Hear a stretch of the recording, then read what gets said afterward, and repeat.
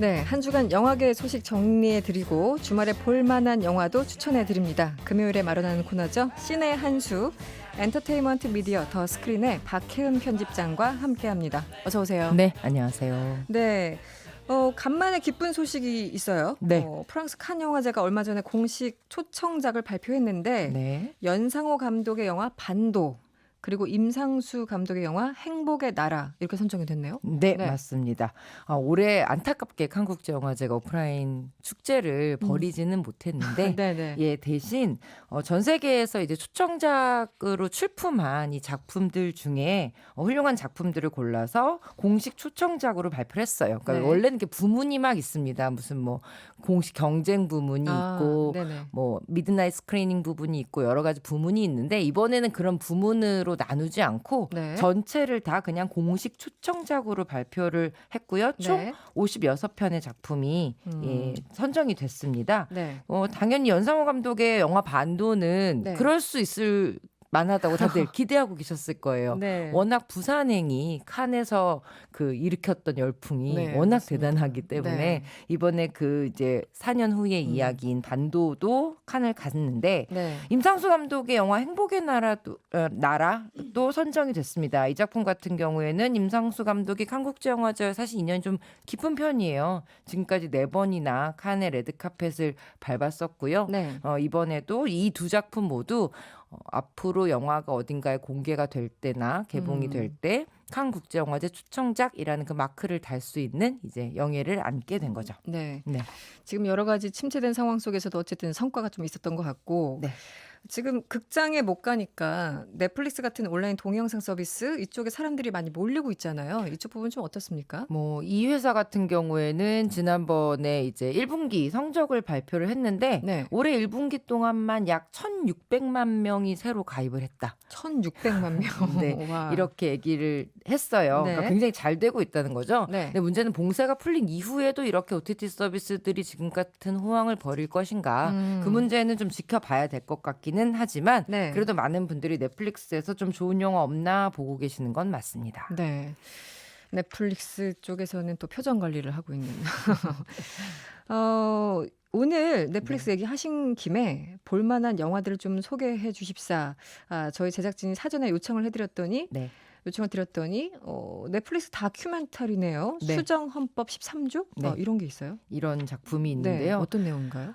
사실 이 최근에 미국에서 벌어진 이 흑인 사망 사건에 네. 대해서 지금 미국이 굉장히 뜨거운 상황이잖아요. 그렇죠. 네. 근데 사실 이게 남의 나라 일이고 그 기저에 깔린 역사 같은 것들을 잘 모르면 저기는 저런 일이 계속 늘 반복되는 것 같아 정도로만 끝나요. 네네. 그런데 이 다큐멘터리 특히 넷플릭스가 굉장히 어디서도 보기 어려운 다큐멘터리들을 굉장히 잘 만들고요. 그래요?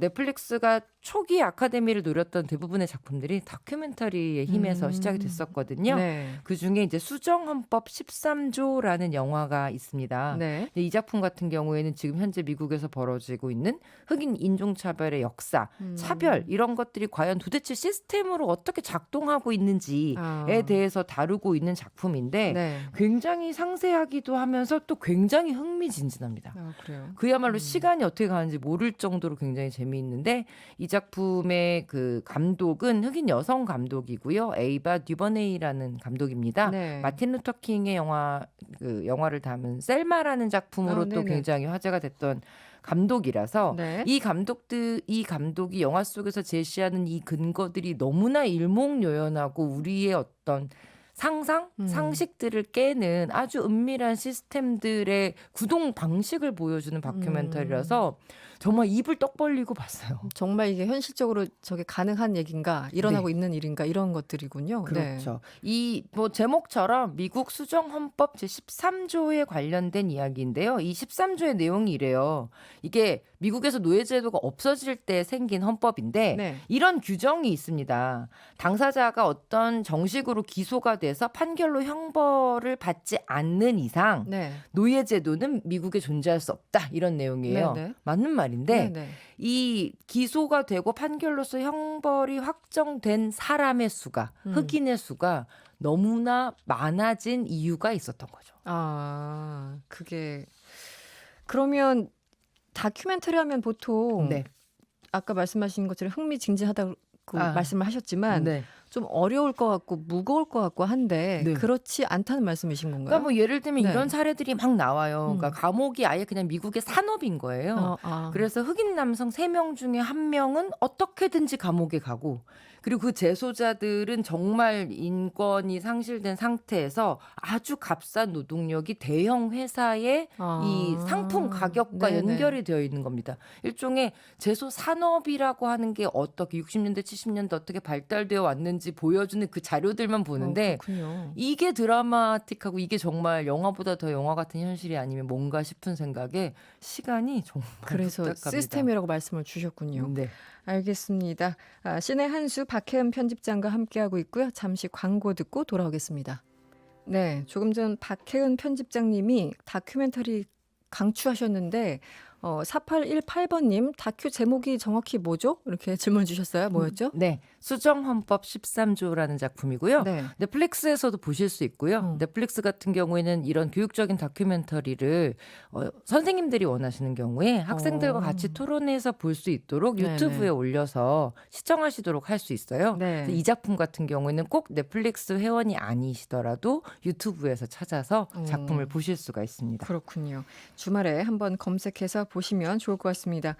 그리고 우리 이 시간에 얘기했었는데 네. 봉준호 감독의 영화 설국열차 드디어 드라마로 만들어져서 공개가 됐네요. 공개가 넷플릭스에. 됐습니다. 네네. 네, 지난주부터 이제 일주일에 첫 회, 1, 2회가 같이 올라오고 주에 한 편씩 드라마가 올라오고 있고요. 네네. 지금 4회까지 올라온 상태인데 네. 감론을박이 대단합니다.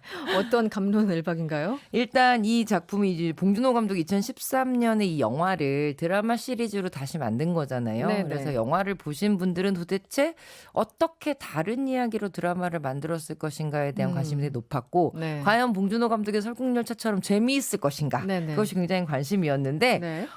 엄밀히 말하면 좀 팽팽한 것에서 조금은 기울인 평가를 지금까지는 받고 있어요. 네. 드라마의 설정을 좀 얘기해 드리면 기본 설정은 영화랑 같습니다. 네네. 빙하기가 왔고 아주 긴 열차에 사람들이 타서 지구를 이제 무한히 돌면서 겨우 생존을 하는 상황인데 네. 영화는 한 15년 뒤의 이야기를 다루고 있었다면 드라마는 7년 뒤가 배경이에요. 그렇군요. 예, 그러니까 네. 영화보다 영화에 가기 좀 전 그리고 거기에 있는 사람들의 모습들도 조금 다르고요. 예를 들면 우리가 익히 알고 있는 윌포드라는 네네. 그 기차의 주인 이 사람의 캐릭터가 완전히 좀 달라졌습니다. 아, 그래요? 네. 그리고 영화는 이제 계급의 문제를 이 수평적인 어떤 공간의 모습으로 다루고 있었다면 네. 드라마는 그 공간 플러스 이야기를 어쨌든 10회를 이끌어 가야 되잖아요. 네네. 그러다 보니 이제 살인 사건이 벌어지고 아. 형사가 그 사건을 추적하게 되는 이야기로 조금 틀의 구조를 잡았어요. 네네. 이 부분에서 이제 좀 평가가 갈리는 것 같습니다. 호불호가. 네. 네. 그래서 이 너무 뻔한 형사물로 전락한 게 아니냐라는 네. 이야기도 있고요. 한편으로는 이 좀 대중적인 더 많은 사람들이 보는 영화 드라마잖아요. 네네. 영화는 사실 해외에서 우리나라의 설국열차를 하시면 조금 뭐랄까요? SF 예술 영화 같은 느낌이 있어요. 그렇군요. 네. 네. 그런데 더 대중적인 이야기를 가다 보니 시청자들이 익숙한 이 형사물 구조 안에서 이야기를 풀어낼 거다. 그리고 지금 이 드라마를 벌써부터 욕하는 것은 네. 조금 성급하지 않냐. 좀 보고 얘기하자. 뭐 네, 이런 거. 아직 7회가 남아 있다. 뭐 네. 이런 얘기가 나오고 있죠. 그리고 이번 주 짧게 네. 개봉 신작 중 한국 영화 침입자 설명해 주시죠. 네, 25년 전에 실종된 여동생이 이제 발견이 됐다, 찾았다라는 네. 연락을 받고 그 오랜만에 여동생을 만났는데 네. 그 여동생의 정체가 뭔가 이상하다고 느끼는 오빠와 그 아주 평온한 가족 안으로 들어와서 뭔가 자신의 영역을 이상하게 넓혀가는 것 같은 그 여동생, 이 가족 안에서 벌어지는 스릴러 다른 네. 작품이에요. 송지효, 김무열 배우가 이 주연을 맡았고요. 청소년 소설계 베스트셀러 아몬드의 작가이고요. 또 한국영화 아카데미 출신 영화인이기도 한 손원평 감독의 첫 장편 영화입니다. 알겠습니다. 지금까지 신의 한수 박혜은 편집장이었습니다. 오늘 고맙습니다. 네, 고맙습니다. 여러분의 퇴근길을 꽉 채워드립니다. 평일 저녁 6시 5분 이승원의 세계는 그리고 우리는